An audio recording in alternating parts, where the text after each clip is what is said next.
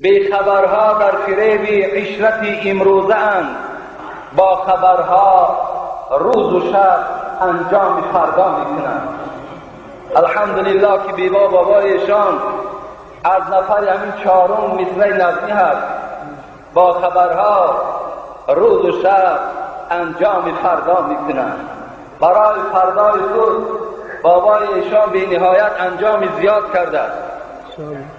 الحمدلله که بابای ایشان خدا رحمت و مغفرتشان کند چی بنای مسجد کردند.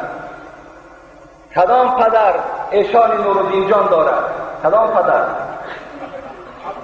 کدام پدر حاجی اکبر دارد؟ کدام پدر مولوی محمود جان دارد؟ خوش به حال این پدر.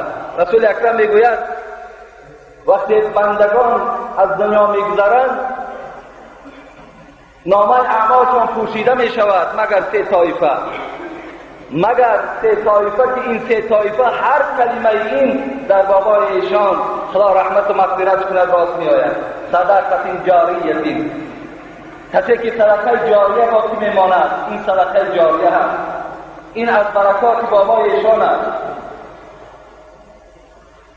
او علم ينتفع به، علمی که از اون مردم فایده میبرند.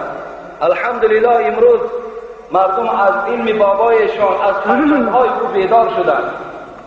مردم طرز امر معروف از بابایشان یاد گرفتند. بهبودی ها در تاجیکستان ما و شما چی در زنهای به سطر ما و شما پیدا شد؟ کی میدانستیم که سطر چیست؟ اینا همه باعث تعریف هستند و دائم باید ما و شما نه در بین مردم حتی در نماز تهجد در حق فرزندای بابایشان دعا کنیم که خدای مهربان اینها را نگه بدارد. اینا چراغ تاجیکستان ما و شما هستند. ولدن صالحا یدعو له، حضرت داملا گفتند فرزند صالحی که باقی میگذارد و از دنیا میرود. فرزندای بابایشان دیگر جای وصفش نیست، جای تعریفش نیست. از این خاطر همین قدر گفتنی هستند که اندیشه مرگ مصطفی باید کرد، شادی و طرب جمله رها باید کرد.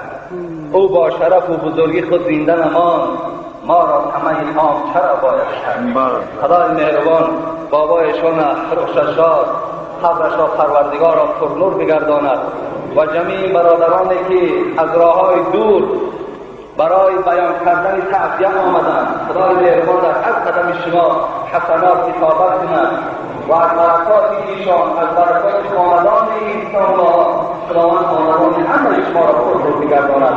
آمین یا رب العالمین. السلام علیکم.